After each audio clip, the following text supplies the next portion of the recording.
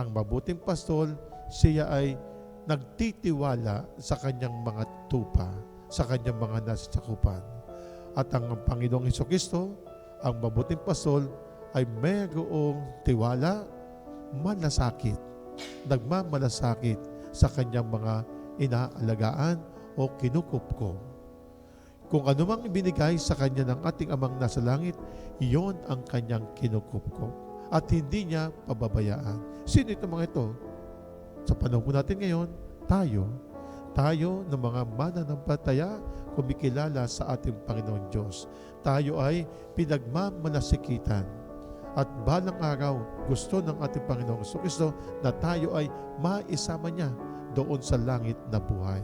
Kaya nga po, mga kapatid, ipagdasal po natin muli ang mga tao na may nawawalan po ng mga pag-asa, nawawalan po ng tiwala.